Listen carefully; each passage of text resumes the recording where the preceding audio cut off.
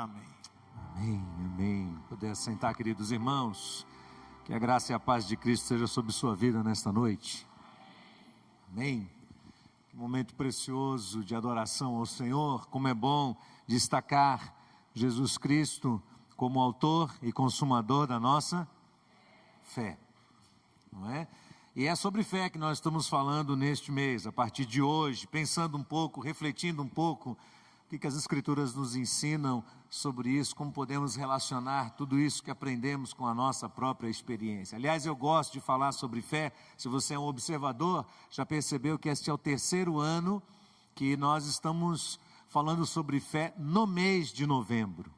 Eu vou te mostrar por quê. Quem aqui sente que a sua fé já descarregou as baterias? Levante a mão assim. Novembro não é brincadeira, não é? Chegando no fim do ano, já cansados de tantos desafios enfrentados no decorrer deste ano. Graças a Deus sobrevivemos a maioria deles, mas acumulamos também algumas frustrações. Nos desanimamos à medida em que nós vemos que alguns dos nossos objetivos não foram alcançados. E é um mês difícil, é um mês que precede dezembro. Dezembro é o mês das festas, dezembro é o mês dos encerramentos. Dezembro é o mês do 13º salário e você ainda não recebeu a primeira parcela. Então, tudo ainda está muito nebuloso para você nesse mês de novembro.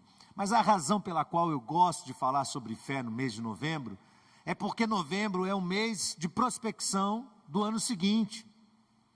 A gente quase não faz isso em dezembro. E se deixa para fazer depois da virada do ano, eu não sei se você é uma pessoa que planeja a sua vida. Mas se você planeja lá para o início do ano que vem, você já perde algumas oportunidades. Novembro é um mês que a gente começa a olhar o que é que vai acontecer no ano que vem, o que é que eu vou mudar na minha vida, na minha história, na minha casa, quais são minhas perspectivas para esse próximo ano. Então, realmente, é fundamental que durante esse período a nossa fé seja reabastecida e a gente tenha perspectivas de Deus para o que vai acontecer no futuro bem próximo da nossa vida. Então eu quero falar sobre isso, queria pedir que você abrisse Mateus, no capítulo 14, vamos ler a partir do verso 22. Eu estou um pouquinho sem retorno aqui, joga um pouquinho de agudo para mim, por favor. Mateus, no capítulo 14, vamos ler do verso 22 até o verso 23, um texto bastante conhecido, mas muito importante para a nossa reflexão de hoje. Mateus, o Evangelho de Mateus, capítulo 14, verso 22. O texto diz: E logo ordenou Jesus que seus discípulos entrassem no barco e fossem adiante para o outro lado. Enquanto despedia a multidão, e despedida a multidão, subiu ao monte para orar à parte. E chegada a tarde, estava ali só. E o barco já estava no meio do mar, açoitado pelas ondas, porque o vento era contrário. Mas à quarta vigília da noite, dirigiu-se Jesus para eles, andando por cima do mar. E os discípulos, andando sobre o mar, assustaram-se, dizendo: é um fantasma, e gritaram com medo. Jesus, porém, lhes falou logo, dizendo: tende bom ânimo, sou eu, não temais. E respondeu-lhe Pedro e disse: Senhor, se és tu, manda-me ir ter contigo por cima das águas. E ele disse: vem. E Pedro, descendo do barco, andou sobre as águas para ir ter com Jesus. Mas, sentindo o vento forte, teve medo. Começando a ir para o fundo, clamou dizendo: Senhor, salva-me. E logo Jesus, estendendo a mão, segurou-o e disse-lhe: homem de pouca fé, por que duvidaste? E quando subiram para o barco, acalmou-se o vento. Então aproximaram-se os que estavam no barco e adoraram-no, dizendo: és verdadeiramente o Filho de Deus. A minha reflexão tem a ver com manter o foco da nossa fé em Jesus. Manter Jesus na perspectiva da nossa fé. Então, Eu escrevi no boletim deste mês alguma coisa que penso sobre fé, e realmente, quando eu observo os conceitos elaborados por muitas pessoas sobre fé, eu observo que esses conceitos, na grande maioria, não têm uma relação exata com o que a Bíblia nos ensina sobre fé. É comum que as pessoas creiam que fé é um grande esforço da razão. Fé é o uso da inteligência, do intelecto humano, direcionado a alguma força superior que mobiliza essa divindade ao nosso favor.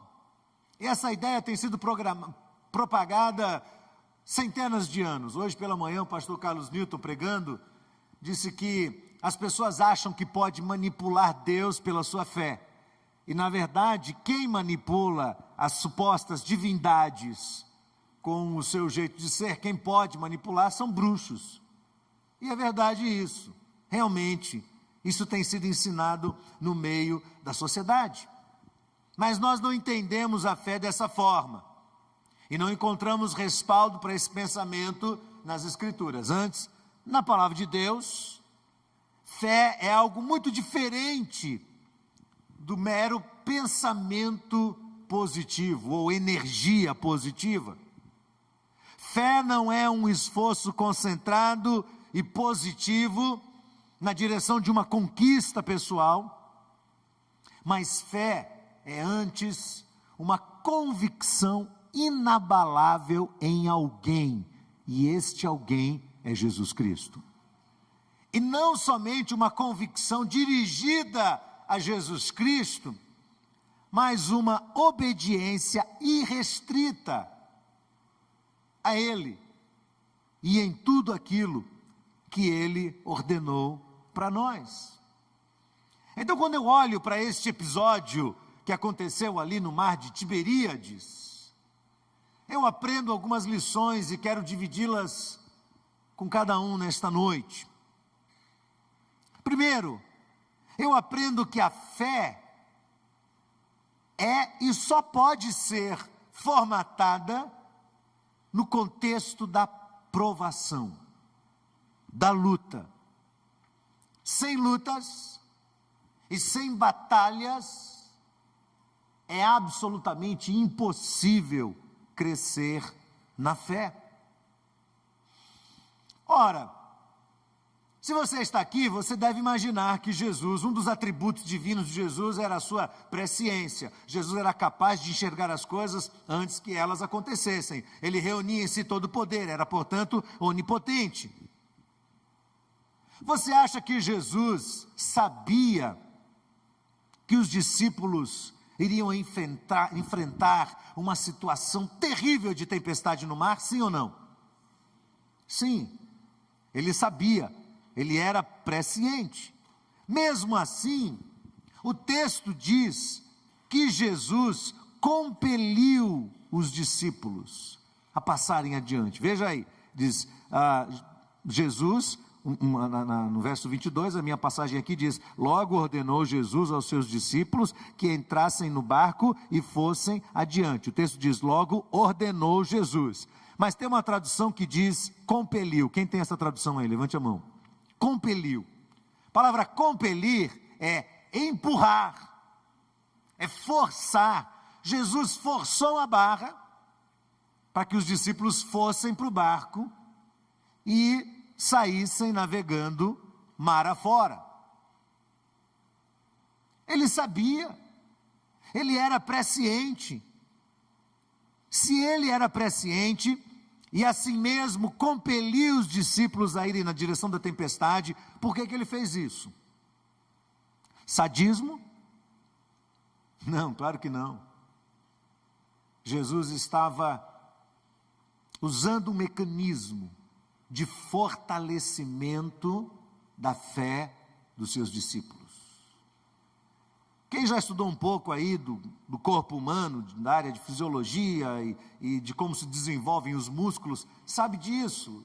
Os professores de educação física cansam de dizer para a gente: se você não forçar um músculo, se você não trabalhar com ele continuamente, forçando, além do esforço normal do dia a dia, você precisa levá-lo a um estágio maior de esforço, alternando isso com o relaxamento, com o alongamento, com os nutrientes corretos, com água, para que esse músculo se fortaleça. E se você não fizer isso, este músculo vai permanecer flácido.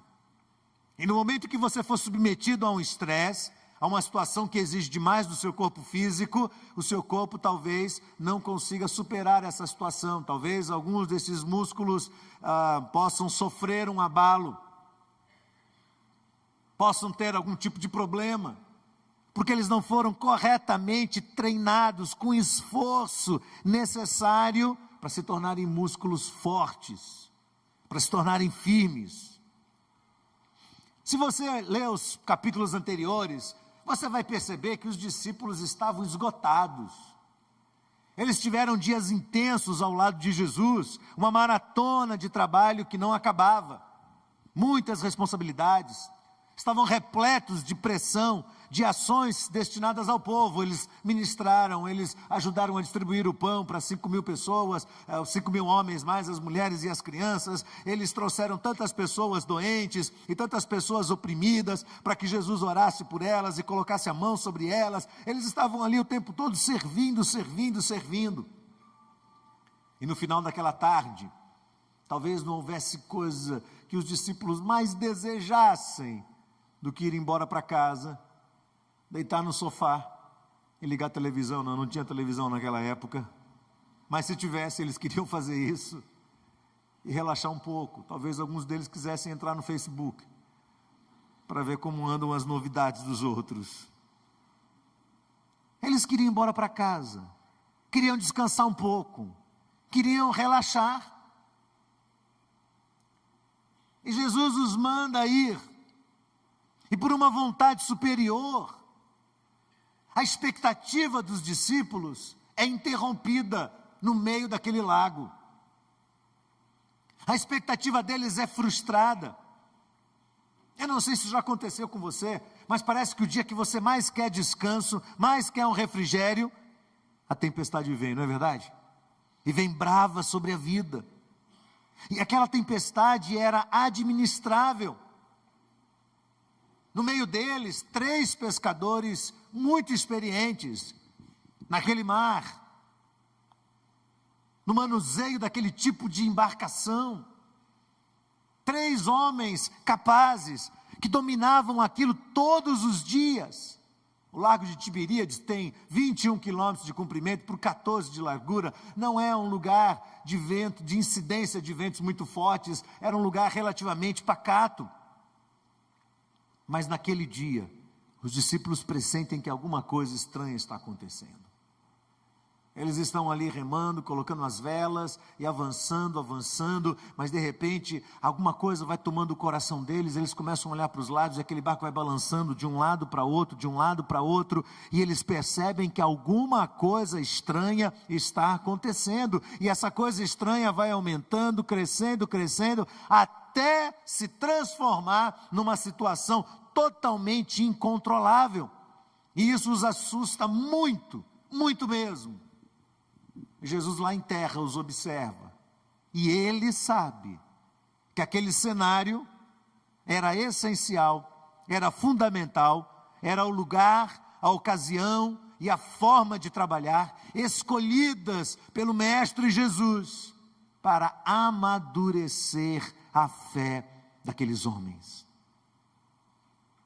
Eu tenho pensado e lido um pouco sobre as chamadas gerações pós-modernas, a geração jovem de hoje, a geração que nasceu depois dos anos 80, e muito do que tem sido escrito por sociólogos, por antropólogos, é que é uma geração muito frágil, uma geração muito fragilizada, uma geração muito incapaz para lidar com pressões e com graves problemas que o mundo de hoje enfrenta.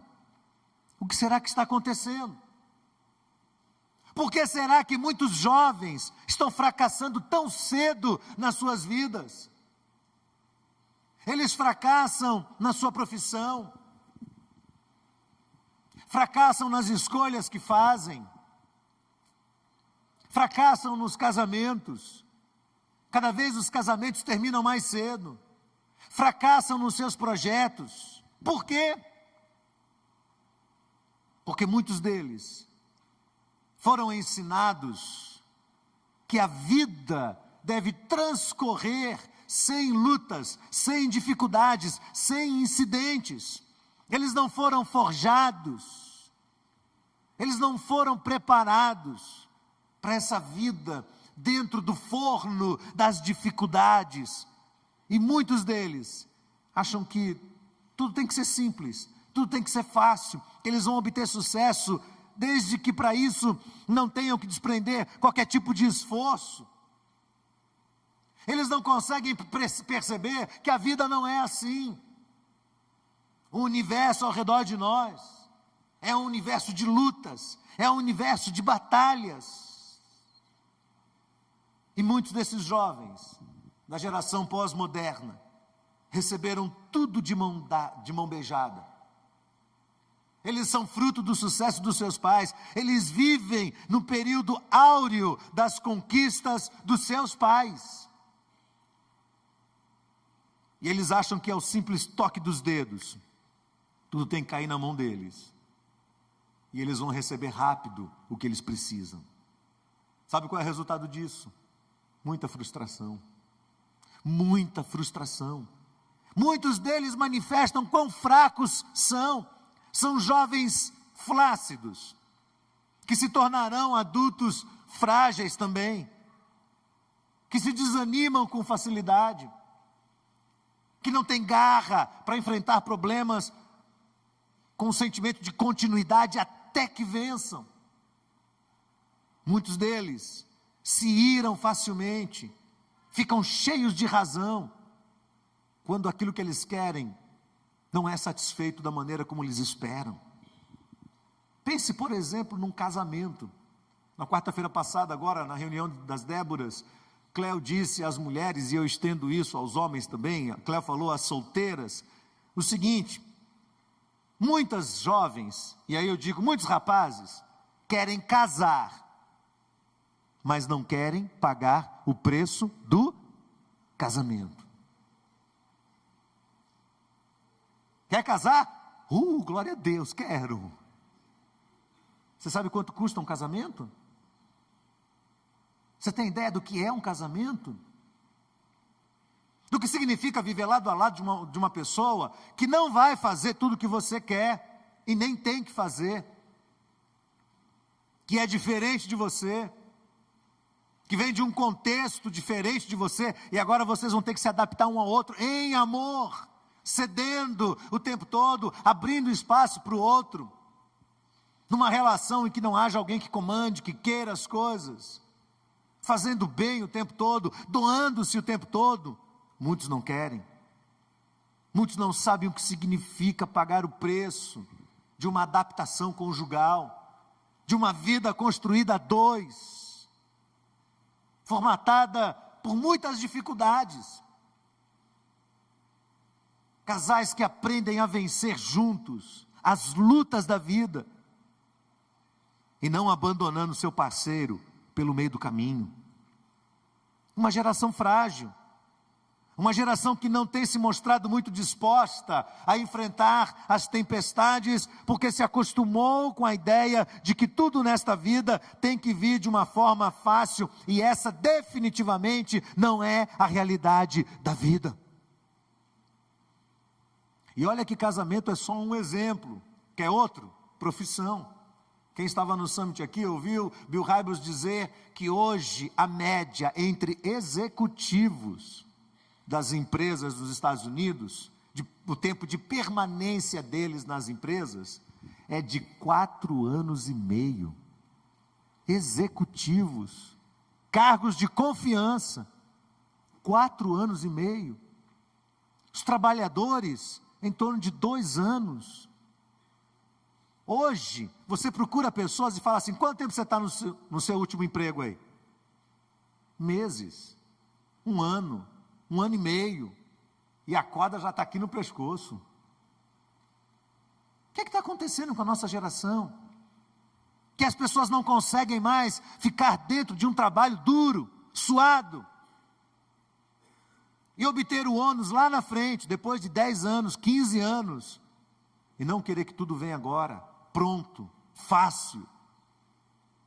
É a geração que está desaprendendo a batalhar, a lutar. Outro exemplo, criar filhos. Eu fui ontem no culto de aniversário de Luísa, esposa de Jessé, e foi muito interessante porque algumas das irmãs os irmãos estavam presentes, e aí a irmã mais velha dela foi dar um testemunho e disse assim: olha, quando Luísa nasceu, eu sou a irmã mais velha de Luísa. Luísa é a mais nova. Quando Luísa nasceu, eu tinha 8 anos, e nós somos em 8 irmãos. Faça as contas. Foi 1 por ano, e 2 faleceram, ao todo eram 10. E quem conheceu irmã Nívia, sabe da garra daquela mulher, da coragem dela. Se você lê a história dessa família, há uma biografia do pastor Isaías, do tanto de sofrimento, e esse povo morando com essa família toda, nessas cidades do interior, da Bahia, do Piauí, do sertão brasileiro, enfrentando adversidade em cima de adversidade, necessidade em cima de necessidade, numa época em que evangélicos eram duramente perseguidos por esse interior do nosso país. E ele pregando o evangelho e carregando esses filhos todos junto com ele. Sobreviveram. Estão aí, servindo a Deus, cada um cuidando da sua própria vida. Hoje em dia a mulherada tem um filho e entra num desespero terrível. Precisa da mãe, precisa da sogra, precisa de uma babá de manhã, uma babá no período da tarde, uma babá da noite e uma babá da madrugada. As mães olham para o bebê e fazem assim: meu Deus do céu. Não conseguem, se apavoram, ficam em estado de pânico, em desespero. Mães fracas. A nossa geração produziu esse tipo de mãe. A nossa geração produziu na cabeça das jovens que ser mãe é um fardo, é um peso, que o bebê é um problema, ele vai tirar você do rumo. Você precisa crescer, você precisa progredir, então olha, o bebê é um estorvo, não é bênção. E aí se uma mulher decide ter 2 filhos, então o povo diz: eu tenho uma sobrinha que está grávida do 3º, o povo está quase enforcando ela.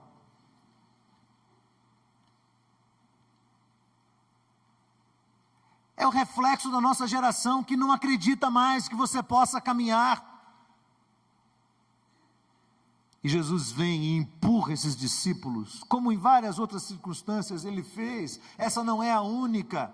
Em várias outras circunstâncias, o Senhor parecia compelir, empurrar os seus discípulos para cima da provação, para cima da luta, para cima da dificuldade, para que a fé deles pudesse ser exercitada e pudesse amadurecer no contexto da luta, da prova. Essa é a primeira lição que, quando eu olhei para esse texto, tirei logo para o meu coração. A segunda lição que eu percebo é que a fé nos coloca num determinado momento da nossa vida em risco, e num risco ainda maior. Se você já está no meio de uma luta, já está no meio de uma prova, você pode ser convidado por Deus a enfrentar algo pior ainda. É o que acontece aqui com Pedro. No contexto da adversidade, no contexto de uma tempestade terrível no mar, qual é o lugar mais confortável para ficar? Dentro do barco, não é? Eu sei disso. Eu trabalhei durante tantos anos com a MEAP, eu naveguei muitas vezes, eu estive no mar centenas de vezes e eu já enfrentei tempestades. Essa semana eu fiquei procurando no YouTube vídeos sobre tempestades e vi alguns assustadores. Não foi aquilo que eu vi na minha vida, mas vi algo muito perto, dada a proporção do barco, o tipo de barco que a gente usava lá, barcos pequenos, no meio de ondas muito altas. Eu já enfrentei ondas de quase 8 metros de altura, com barco pequeno. E eu sei o medo que a gente passa. Eu passei muito medo.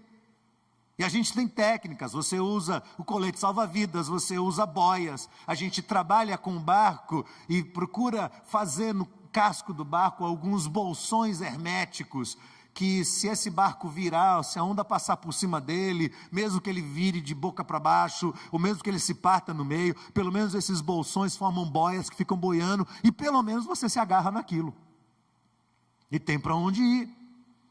Os discípulos conheciam isso tudo, sabiam dessas técnicas, eram homens do mar. Mas o que está em jogo aqui não são apenas as técnicas, ou como é que eles podem se livrar deste momento e desse desconforto e sobreviver, ou essa ou qualquer outra situação de perigo. Mas a pergunta é: quão dispostos os discípulos estavam naquele momento de arriscar, mediante uma ordem de Jesus, a sua própria vida e tornar a sua realidade pior do que ela já estava? Porque veja, se é perigoso estar dentro de um barco, é muito mais perigoso estar fora dele. E Pedro vê Jesus se aproximando sobre as águas e fala: Senhor, se é o Senhor, me permita ir até onde o Senhor está. E Jesus olha para ele e fala assim: vem. Sai desse barco, sai dessa situação instável aí, saia do seu conforto. É aqui que nós aguçamos o mais ousado sentido bíblico da fé. Fé é acreditar de tal maneira em Jesus, ao ponto de obedecer o que Ele manda fazer, ainda que isso soe estranho aos ouvidos de qualquer pessoa. Na minha trajetória eu já vi muita gente que disse: Deus me mandou fazer isso ou aquilo, e realmente eu vi barbaridades. Não é exatamente desse tipo de coisa, desse tipo de raciocínio, desse tipo de falácia que eu estou falando. Eu estou falando de alguém que tem uma cabeça centrada nas Escrituras, na palavra de Deus, que é a revelação máxima de Deus para nós. Cuidado, o pastor Carlos Newton foi muito feliz hoje de manhã, quando ele falou que muitas pessoas estão aí atrás de profetas para adivinharem sua própria vida, quando a palavra de Deus revela tudo que nós precisamos para viver nesse mundo. Está tudo muito claro aqui. E às vezes o mundo ao redor diz assim para você: olha, o que a Bíblia está dizendo para você é um absurdo.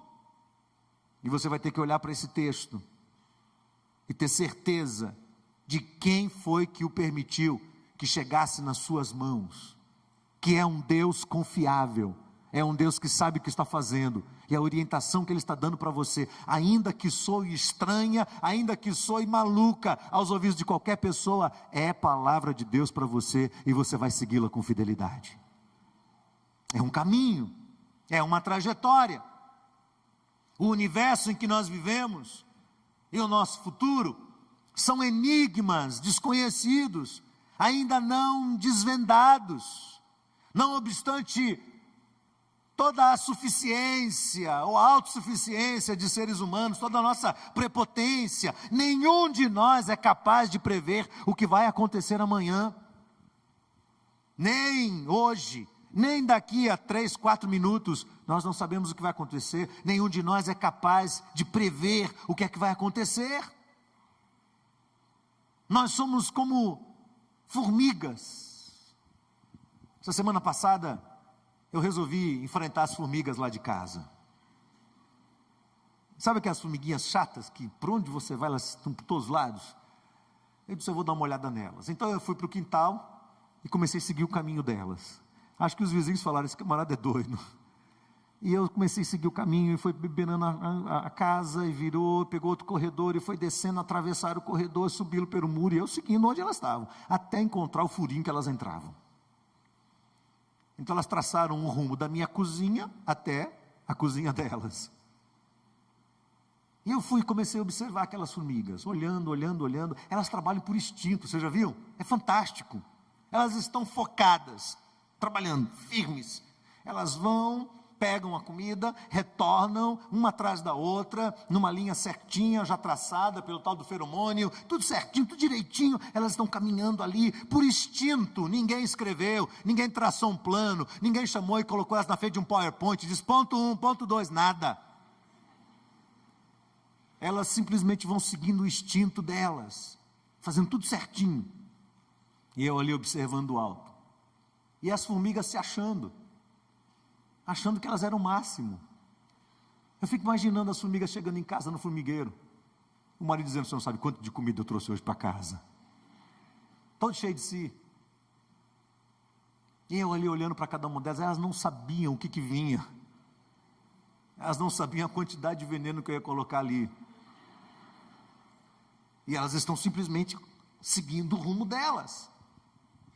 Nós somos assim. Nós vivemos de um lado para outro, cuidando da nossa vida instintivamente, fazendo o que o mundo ao redor de nós cobra de nós, exige de nós, caminhando na direção dos nossos desafios. Corre de um lado, corre do outro, vai para cá, vai para lá, conquista uma coisa, conquista outra. E lá do alto, alguém, o majestoso Deus, soberano, criador de todo esse universo, criador de todos nós que somos suas criaturas, alguém que está num grau de superioridade muito maior do que nós, lá do céu, Ele nos observa. Ele tem nas mãos dele o poder de nos esmagar, ou de modificar a nossa trajetória, os nossos planos, o que nós estamos fazendo. O Deus que pode zombar das nossas convicções, o Deus que pode rir da nossa prepotência, de dizer: amanhã vou fazer isso, isso e isso. E Ele do céu olha e fala: louco, essa noite pedirão a tua alma.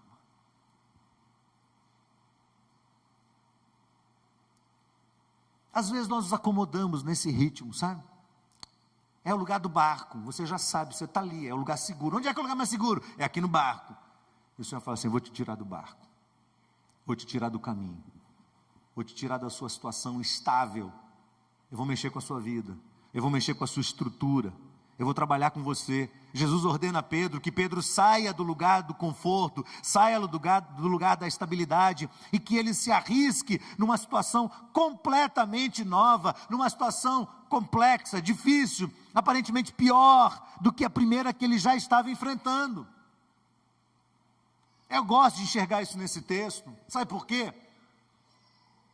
Porque eu realmente acredito que o que mais tem matado os homens, tem matado as mulheres também, mas num grau maior, tem matado os homens, é aquele sórdido estado de acomodação.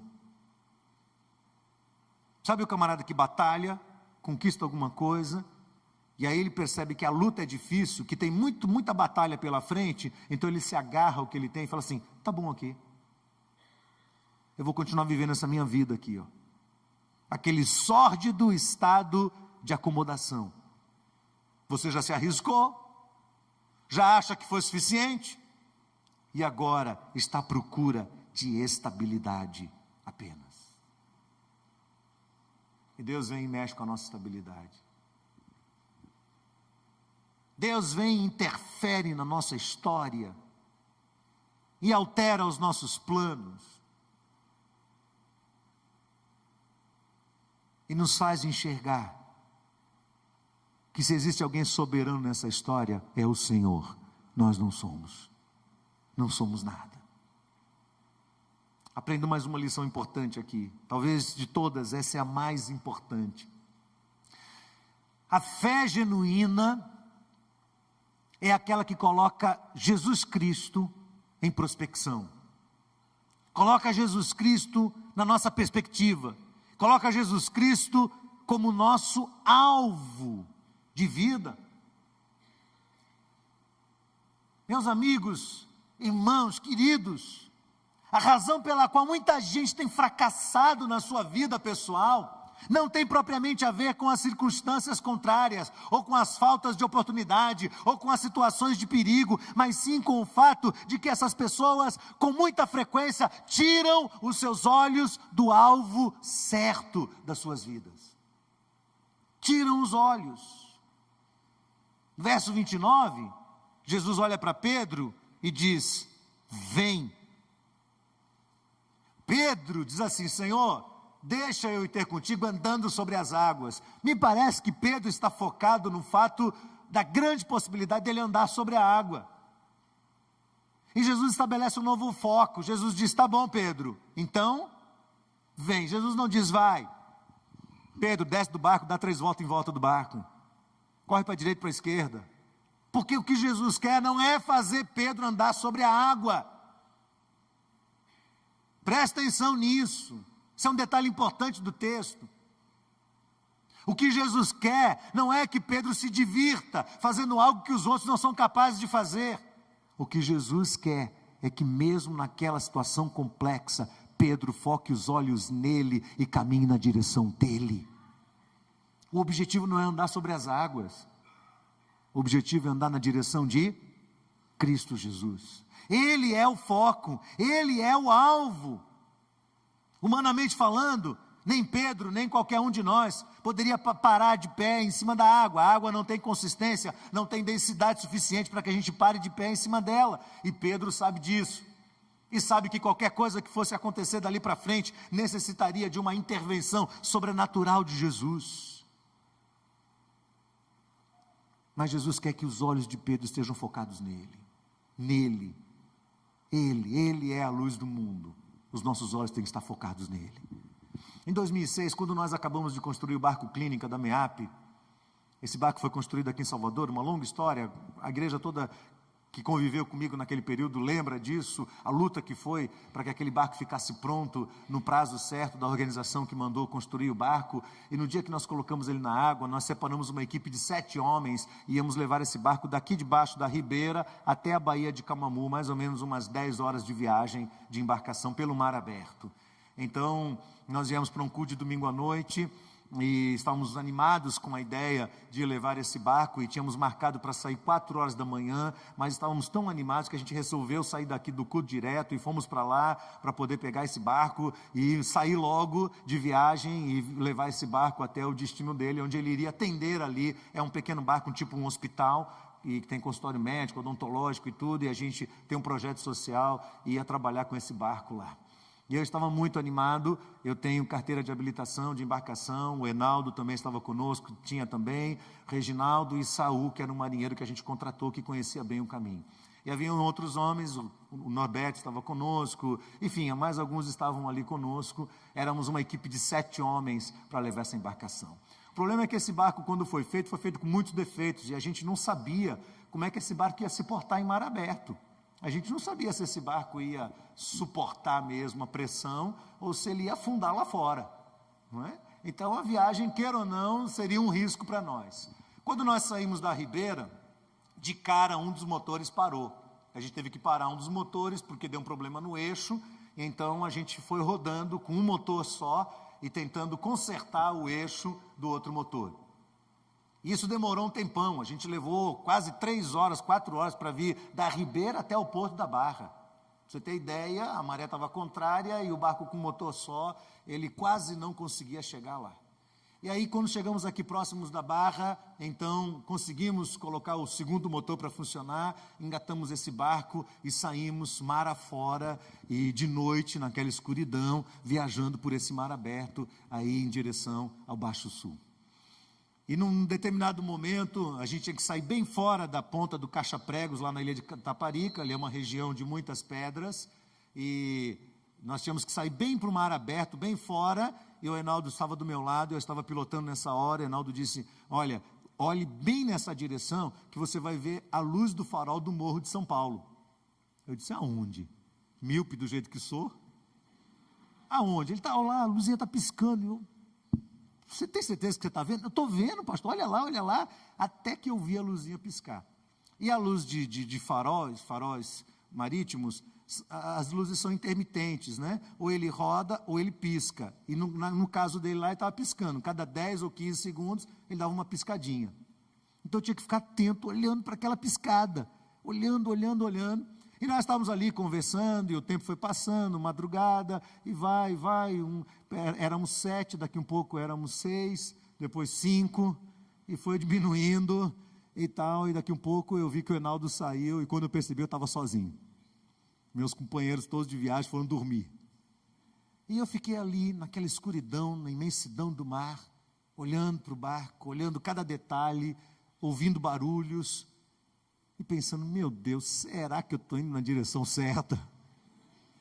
Olhava para a luz, olhava, de vez em quando eu via a luzinha piscar lá, ela piscava, falava, opa, está lá, e aí virava o rumo do barco, e endireitava, e ia embora, e aí daqui um pouco, cadê a luz? Daqui um pouco a luz piscou, teve uma hora que ela piscou, eu vi ela piscar daquele lado de lá, eu estava indo para a terra, aí joga o barco de novo, e vai, até que o dia foi clareando, e aí, depois de quase 2 horas nessa condição, o Enaldo acordou e foi lá e me substituiu, e ele assumiu o comando e eu fui dormir. Já tinha amanhecido o dia, a gente já conseguia ver o Morro de São Paulo, a navegação seria mais fácil durante o dia.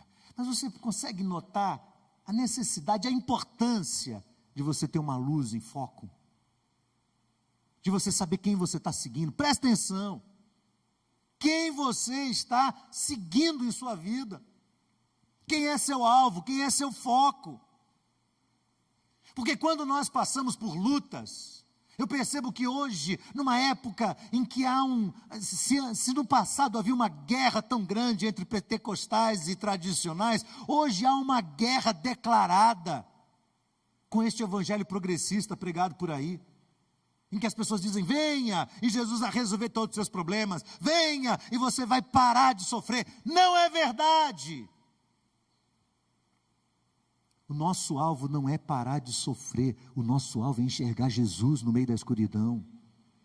É diferente, é saber onde Ele está, é seguir o seu rumo, é seguir o seu caminho. O apóstolo Paulo, depois de ter apanhado muito também, e passado também por muitas tempestades, aprendeu o significado do que é manter os olhos em Cristo, e passou a ensinar. Por isso ele escreve para a igreja de Filipos, esquecendo-me das coisas que para trás ficam, e avançando para as que diante de mim estão, prossigo para o alvo, para o prêmio da soberana vocação de Deus em Cristo Jesus. Paulo diz, olha, eu tenho um passado, mas eu tenho que deixar meu passado para trás, eu tenho coisas para avançar na minha frente, eu avanço na direção delas, mas os meus olhos estão fixos na pessoa de Jesus.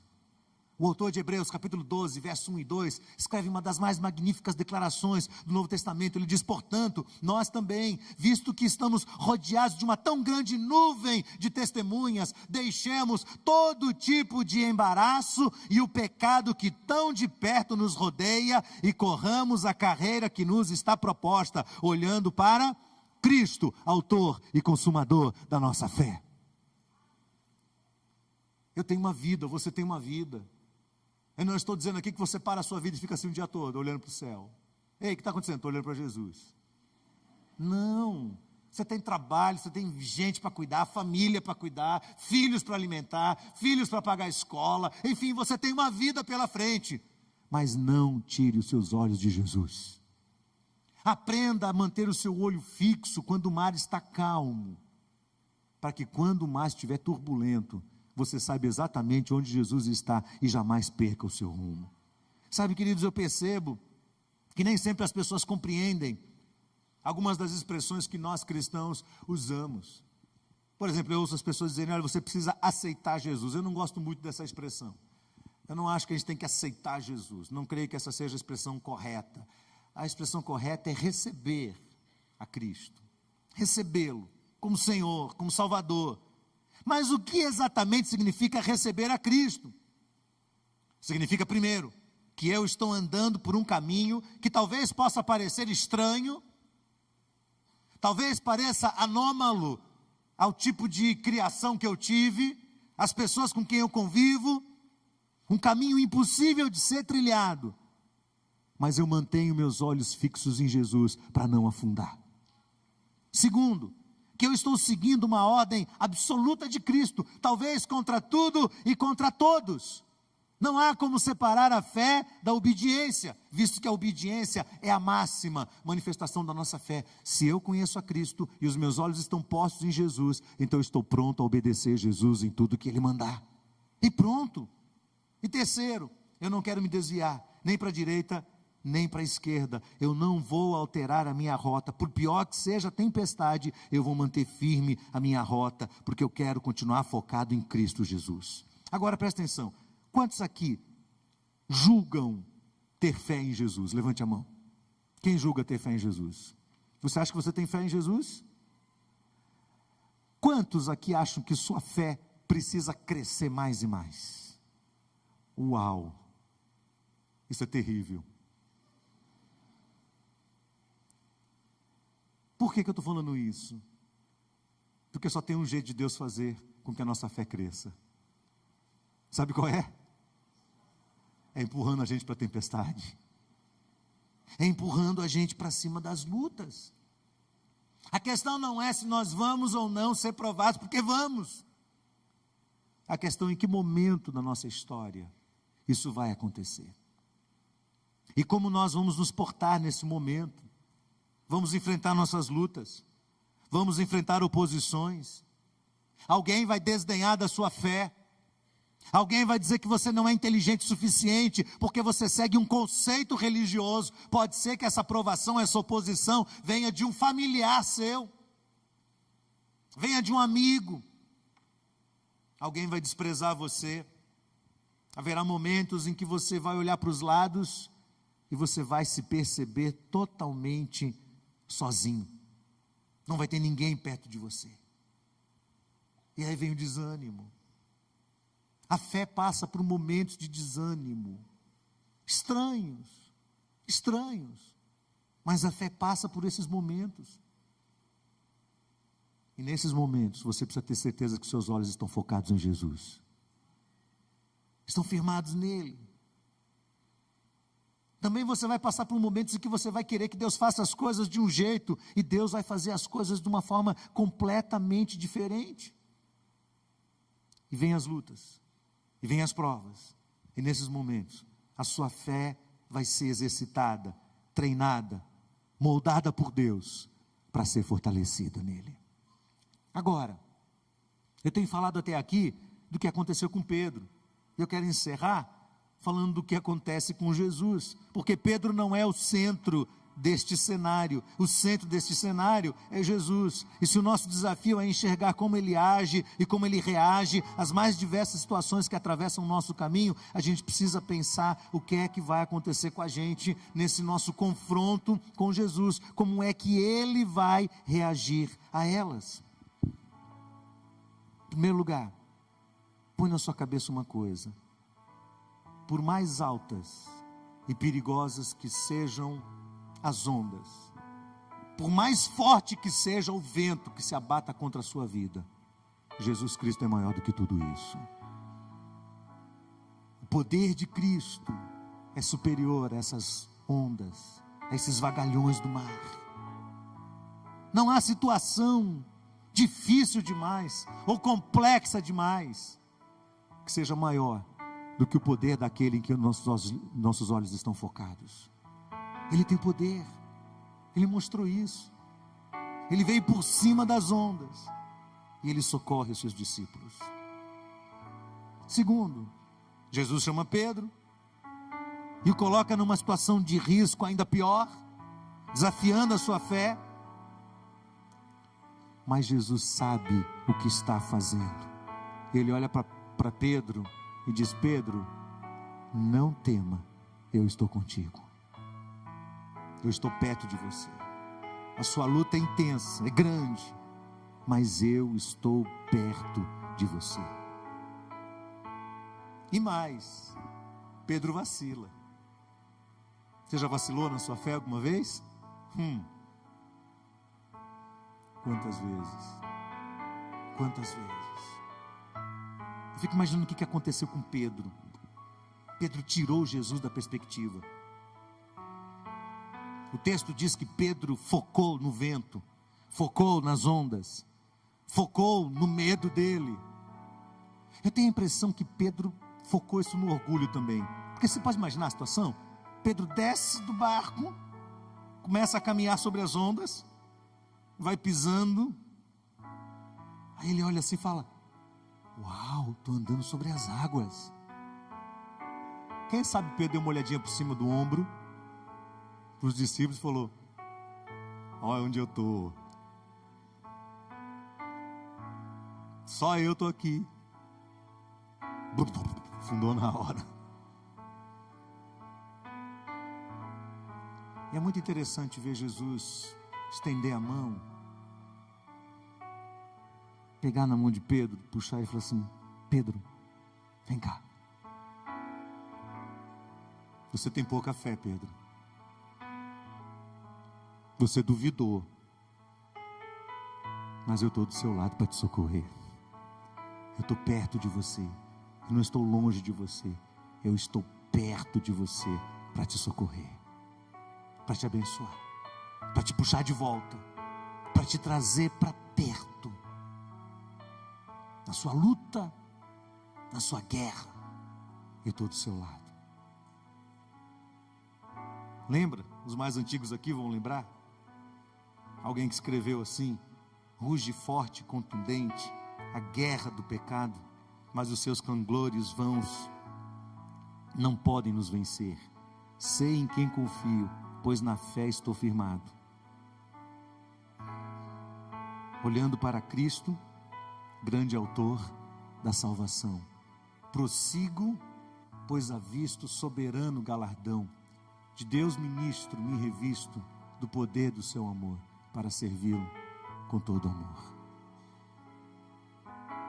Você só sabe, você só percebe isso depois que a luta passou. Queria orar com a igreja nesse momento. Queria que a equipe estivesse aqui. Nós vamos cantar um cântico muito conhecido nosso. Nós o cantamos já dezenas de vezes. Ele se tornou, eu acho interessante porque eu não sei exatamente porquê disso, mas eu já percebi que na reunião das senhoras, e nós temos mulheres que oram aqui nessa igreja e que sustentam essa igreja, e os jovens e as famílias em oração. Mas essa é uma das canções prediletas delas. Eu já as ouvi cantando aqui na reunião de oração dezenas e dezenas, quem sabe centenas de vezes. O cântico que diz: cada vez que a minha fé é provada, tu me dás a chance de crescer um pouco mais. As montanhas e vales, desertos e mares que atravesso me lembram, me trazem para perto de ti. Minhas provações não são maiores que o meu Deus e não vão me permitir de afundar. Queria que você cantasse com a gente esse cântico agora e que nós pudéssemos encerrar este culto pensando no socorro e no cuidado de Jesus pelos seus discípulos. Vamos ficar em pé, meus irmãos.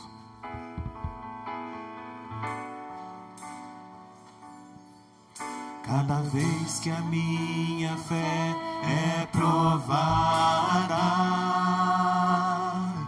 tu me dás a chance de crescer um pouco mais. As montanhas e vales, desertos e mares que atravesso me levam para perto de ti. Minhas provações não são maiores que o meu Deus e não vão me impedir de caminhar. Se diante de mim não se abrir o mar, Deus vai me fazer andar por sobre as águas, rompendo em fé. Minha vida se revestirá do teu poder, rompendo em fé. A cada dia vou mover no sobrenatural. Vou lutar e vencer, vou plantar e colher. A cada dia vou viver rompendo em fé, rompendo em fé, rompendo em fé.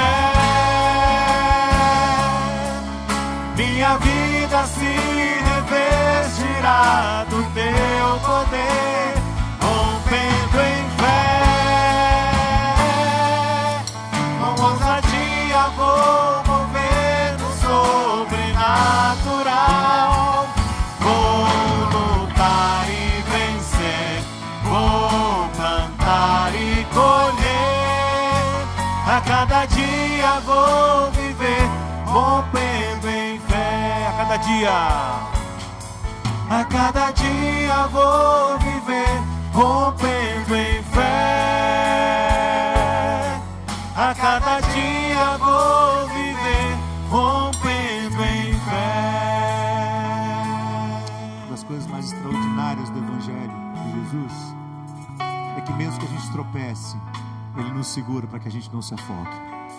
O que eu quero dizer com isso é que eu sei que talvez muitos aqui estejam desanimados no seu coração, com sua fé adoecida, cansados da luta. Talvez você esteja submetido a uma provação já há bastante tempo e você não entenda isso, mas o Senhor te trouxe aqui hoje para dizer para você: tenha calma, mantenha os seus olhos fixos em Jesus. Ele sabe o que está acontecendo com você, Ele vai segurar você, Ele não vai deixar você afundar. E mais do que isso, Jesus pega Pedro, o traz de volta e o leva de volta ao barco, e entra no barco e acalma o mar e leva os discípulos em paz para casa. É isso que Ele faz na nossa vida. Você confia nisso? Talvez a maior tentação da nossa vida não seja enfrentar as lutas da vida, mas seja uma grande tentação de abandonar o caminho de Cristo. Você já foi tentado a deixar Jesus? Seja honesto. Já foi tentado? Quem já foi tentado? Vou largar Jesus. Quem já foi tentado? Levanta a mão, pode levantar. Você já foi tentado a deixar Cristo? Eu já fui. Eu vou tirar os olhos de Jesus. Está demorando muito. Está escuro demais. A tempestade está muito forte. Eu vou tirar os olhos dele. Eu vou olhar para outro lado. Eu vou olhar para outra coisa. Eu vou atrás de alguém. Eu vou atrás de alguma outra coisa que possa satisfazer o meu anseio, minha dúvida, meus medos e meus desejos. E hoje o Senhor nos traz aqui e fala assim: não tire os olhos de Jesus. Mantenha em perspectiva. Mantenha os seus olhos focados nele. A sua provação vai passar e o Senhor vai te levar em paz ao destino final. Baixe sua cabeça, feche seus olhos. Ore ao Senhor aí onde você está. Ore a Deus por tantas pessoas que nesse momento estão enfrentando lutas, e elas estão aqui entre nós hoje, estão aqui no nosso meio. Talvez você pense: meu Deus do céu, quanta luta, mal acaba uma, vem outra, mal acaba outra, já começa outra, e você não consegue entender por que é assim. O Senhor está te fortalecendo, está fortalecendo sua fé, está tornando você uma pessoa forte, capaz, resiliente. Você pensa que esse mundo vai ser fácil? Não vai. Eu olho para o nosso Brasil, ainda não falei sobre isso aqui na igreja, mas vou falar daqui uns dias sobre as perspectivas do que vem aí pela frente. E eu acredito que nós, como igreja, vamos enfrentar momentos muito duros no Brasil. Não existem perspectivas muito positivas para a igreja brasileira.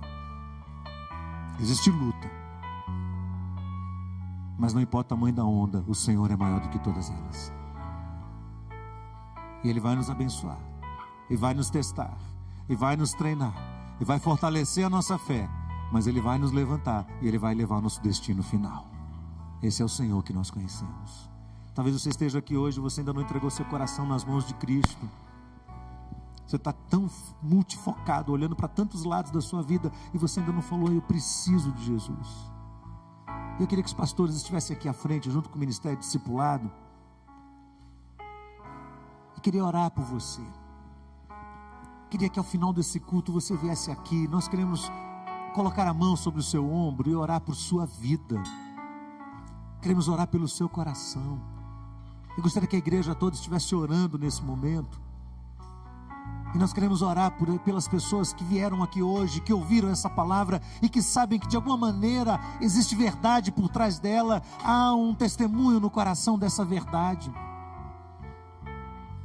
E se você quer que a gente ore por você agora, que a gente coloque a mão sobre você e ore por sua vida, você se sente neste mar terrível, você se sente afogado, tenso, temeroso em relação ao futuro, vem aqui à frente, se una a esse grupo que está aqui. Sai do seu lugar e vem aqui à frente, se junta a esse grupo. Nós vamos orar a Deus por você. Vamos colocar a mão sobre você, vamos interceder. A nossa equipe vai orar por você nesse instante. Pode vir isso, vem aqui à frente. Há mais alguém? Pode sair do seu lugar e vem aqui. Nós queremos orar a Deus por sua vida. Esse é um momento de batalha, de grande batalha espiritual. A igreja deve estar orando nesse momento. Eu quero que você venha aqui à frente. Nós queremos clamar ao Senhor por você. Esse é um momento de socorro. A equipe toda vai estar orando aqui. Cada pessoa que vai chegando, vamos orando por elas nesse instante, em nome de Jesus. A igreja orando também. A igreja do Senhor orando. Isso, chega aqui, filho. Deus abençoe. Pode vir aqui, vem aqui à frente. Estenda sua mão aqui à frente na direção dessas pessoas. Vamos orar por elas agora. Ó Deus, nós te exaltamos, ó Deus, pela tua palavra. Senhor, não há mérito em nenhum de nós. Não há em nós nada que a gente possa comparar ao teu poder e à atuação do teu Espírito Santo. Eu reconheço, Senhor, que se alguém falou aqui hoje, é a voz do teu Espírito Santo, é a tua palavra. Isso não vem de nós, é o Senhor quem faz isso. E é confiado na tua palavra, no teu poder, no testemunho de uma palavra que nunca volta vazia, que eu quero colocar essas vidas aqui à frente na presença do Senhor. Alguns vindo ao Senhor com seu coração angustiado, se sentindo sufocados, tensos, com tantas coisas a serem resolvidas na sua vida, mas neste momento, vislumbrando, quem sabe pela primeira vez, a luz de Cristo Jesus no meio da escuridão. Ó Senhor, essas pessoas vieram aqui porque confiam no Senhor, porque creram na tua palavra e responderam ao chamado do Senhor. Na tua palavra o Senhor diz: aquele que vem a mim, de maneira nenhuma lançarei fora. O Senhor tem abraçado cada um deles e os tem amado com tua verdade, com teu grande amor. E agora nós pedimos ao Senhor que o Senhor complete a tua obra na vida de cada um deles, Pai. Que seja esta noite uma noite de grande milagre sobre as suas vidas. Que haja salvação, transformação, que o novo e vivo caminho seja aberto diante dos seus pés e que vislumbrem a glória e a graça de Cristo sobre os seus corações, Pai.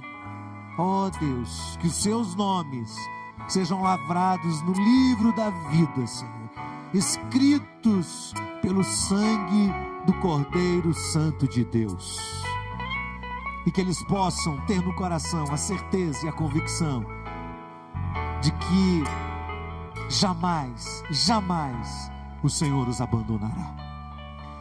Abençoa a tua igreja nesta noite, Senhor. Cada um que tem sido provado aqui, e olha quantos têm sido provados, às vezes por longo período. Senhor, que todos nós possamos estar com os nossos olhos voltados para Cristo Jesus e plenamente conscientes de que a provação não é uma forma do Senhor zombar de nós, mas quem sabe uma forma do Senhor nos corrigir, trabalhar o nosso coração, fortalecer a nossa fé, para que possamos viver neste mundo, cumprindo todo o propósito do Senhor, e no final de todas as coisas, sermos abraçados pelo Senhor por toda a eternidade. Abençoa todos aqui nesta noite, que o teu amor, a graça preciosa de Jesus Cristo, a consolação do Santo Espírito de Deus, permaneça com todos, para a glória do Senhor, em nome de Jesus. Amém, amém e amém. Deus abençoe e abrace quem está do seu lado.